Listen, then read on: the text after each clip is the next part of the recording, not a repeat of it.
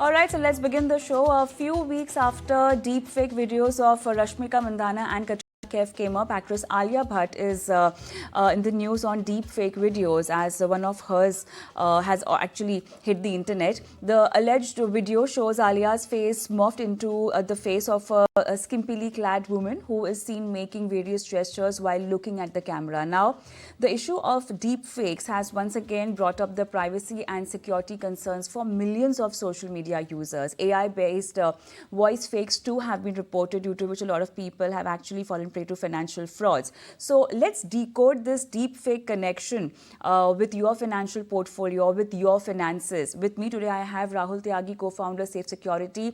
Rahul, good evening and welcome to the show.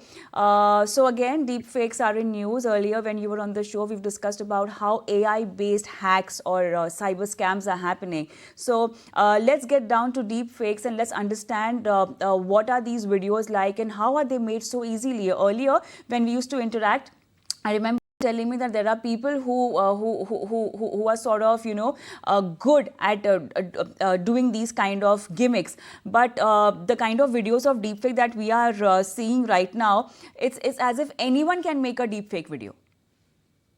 Absolutely, Kavita, and this is a very serious concern, and especially for the people who are kind of page three people. It can be a big politician, it can be a film star, it can be a cricketer, or anyone who's having a great public appearances, rather on social media, on YouTube, or who's wheresoever, and there it is.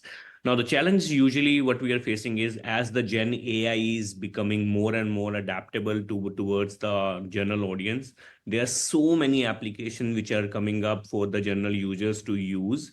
But again, when you launch something, there are good part of that and there are bad parts of that also. So what they are doing now, they are using those, leveraging those technologies to come up with, especially for these page three people. And recently I've seen Narendra Modi's video was getting viral where his audio was being translated into a song and so on and so forth. So my concern right now is especially 80% I'm worried about the people who are very popular rather than an individual who is not that popular on social media and who is not having that much level of presence on the internet. They are pretty much saved from this attack. As a common man, I must say, if you're not using that much social media, you are quite okay to be saved from this attack. But if you are a little bit popular person, having number of photos on your social media, having number of talks on the YouTube, or having certain videos of yours, you're giving some talks here and there. If a criminal can accumulate each and everything, more data they have, more realistic video they will be able to come up with and play some pranks like this.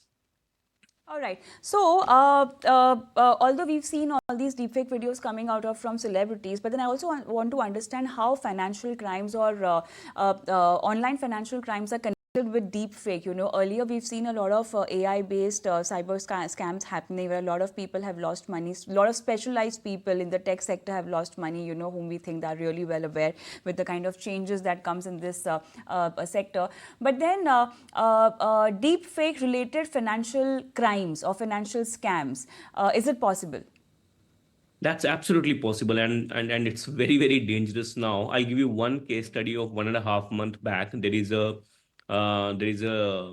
hospital, and in the hospital there are the CEO of it's a private hospital. The CEO of the hospital called the fine they call certainly the finance team, the finance head of that hospital got a call from the CEO of the hospital, or a video call on WhatsApp, but from a different number, that can you please transfer some money to this account. And being a accountant, knowing the person, voice was okay, his video was quite okay because it was a short of 10 to 15-second call. And when you're getting a call from a very senior boss of yours, being an accountant in a small company or an hospital or any other company, you hardly ask for certain question that is it you, because previously if you are an audio call you will ask him, okay, who you are, so and so forth, but it's a video call where your real looks like your real CEO is there.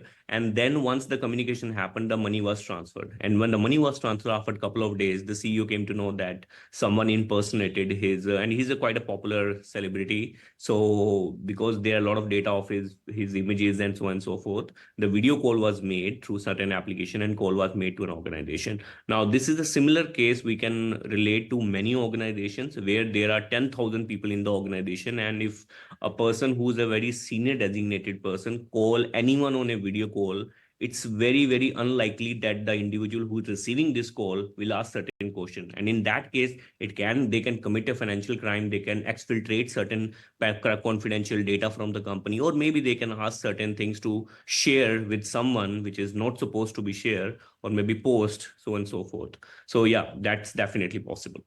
How do we know that this is a deep fake video?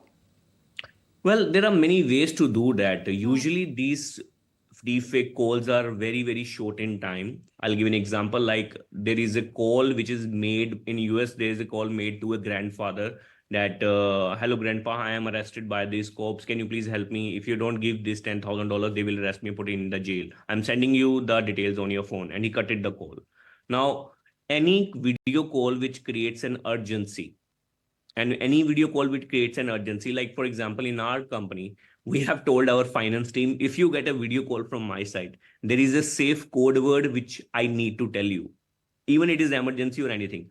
Unless and until I will not give that safe code to you, do not believe on the video also. Now, as of now, this trick is working very well, because whenever in this something will happen, and this can similar with your family also. If they will get an audio call or video call from me and asking for an urgency action, usually these actions are in very, very urgency. Either they will say, I'm getting arrested, I'm having this, I'm in this trouble, I need some money. And sometimes they ask you, I need Amazon vouchers. Now that doesn't make sense. If you're in an emergency, you're asking for Amazon vouchers, right? So there's little bit information which is passed down to my family, passed down to our company, and especially for the people who carry the sensitive information, mostly with the HRs, finance team, and my people who would usually code. So whenever they ask me if they get something from me on a video call or an audio call, where I'm telling them to do something which is unusual, which I never told them to do that, they need to ask for that safe code word. And if I do that, then only do that. Technically, right now, there are very less options to detect these videos, because once you do a video call, you do not have that video to analyze later. So in case you're getting a call, if it is automatically recorded, that's a different case. If it is like team, like here, or a Zoom, but in a WhatsApp video call or some other video call, usually you will see that video is little bit blur, the quality is blur, but from a normal person, it's very, very difficult to detect that. But if you have a video on a Zoom or which is being recorded with you, there are so many websites like deepware.ai, sensity.ai, deepfakedetector.ai. These websites which are basically used to upload, which you can upload a video and it will tell you from the corners and from the quality of the video and from the eyes of that individual used in the video, that whether this video is genuine or fake. One very concerning point over here is a lot of these videos have made senior citizen victim. Okay, so how do you help them understand, analyze, or figure out it's a deep fake video? Like even in the example you mentioned, a grandfather getting a Yeah. call. Yeah. Yeah. So I think that's awareness, I must say. And usually I have my grandparents, if I, the only thing which I will tell them is just make sure to remember that code word, because there is no, unfortunately, right now, there is no straight answer to that, Kavita, because the complexity of a video, when a normal person will get a video call, they have never heard about that this could be possible. That the biggest challenge is that. And second, even they know about it, the mindset when they are receiving a call, they may be at a dinner table, maybe at a party, maybe at a function, when they get a call, because the affection and the love towards their family members, the alarm that this can be wrong, that doesn't trigger very well. And in that case, now we have seen a lot of cases where people are watching the video again, and then they are saying that yes, when they were talking to us, they have six fingers, or their eyes are going into a different direction, or the person is not having one ear.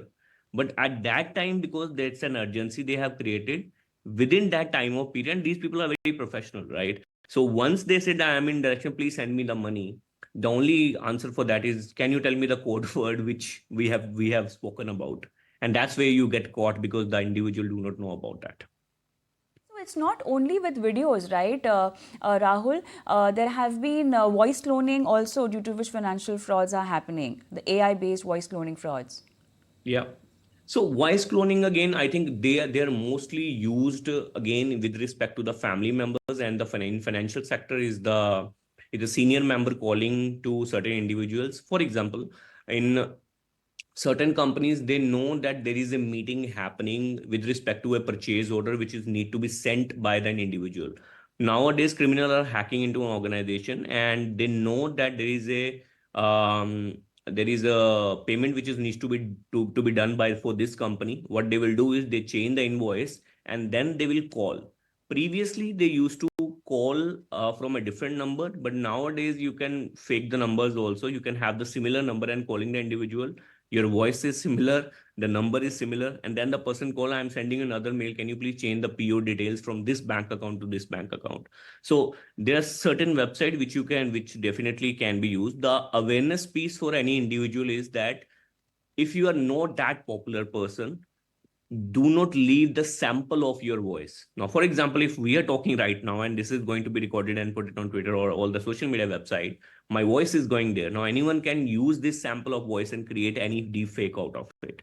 Now, similar manner, if an individual is getting a call from any unknown number where they do not know about it or they're asking for certain questions, try to stay away from those calls where you will not be leaving a voice sample. And do not send voice samples, your voice samples or voice text to individuals, because that becomes very easy for them to pick up from the voice samples and create an AI fake audio out of it and then play a story around that from your family members and all. So now I want to understand, once you file a complaint against this particular fraud that happened with you, what's the turnaround time? What all is there in DPDP Act, or there's nothing as such specifically mentioned for AI-based crimes? So specifically, I think it covers under the generic cyber fraud division. But I think recently our IT minister has done a great job. They have polled all the Meta and Google and other companies for an AI meeting. And I think in that meeting, they have already discussed about the misinformation spreading from AI, and that includes deepfakes for sure. And I think what these companies going to do in the future also, once they will be able to, like today, if you upload any video and if there is a firework or a gun, if you have said gun or there is some gun violence showing on, there is a kind of a signature of that video. In the future, then there is a celebrity video and the source who is uploading that video, that is not being authenticated or verified from there. Like Twitter is verified. Nowadays, Twitter is being verified, right?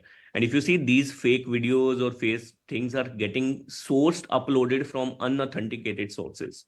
So the creating a deepfake video will be easier as we go forward. But when you upload that and catching that so that nobody will do that again, that will become very, very strict.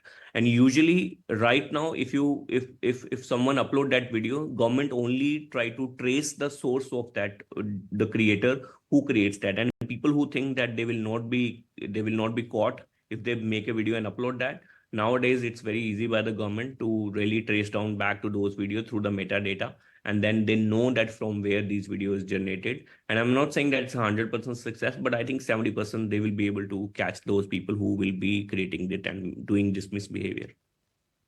All right, I think that will be all for this discussion today. Thank you so much, Rahul, for being on the show and helping our viewers with this. So that was all about deepfakes, but then let me slip into a quick break, and post that I'll be joined by Shweta Jain, who will be answering your mutual fund portfolio queries live with us. And just in case you want to send across your questions, you can WhatsApp us your questions on our WhatsApp number, and you can also email us your queries. WhatsApp number is 8657974571, and the moneyshw@etnow.tv is our email ID.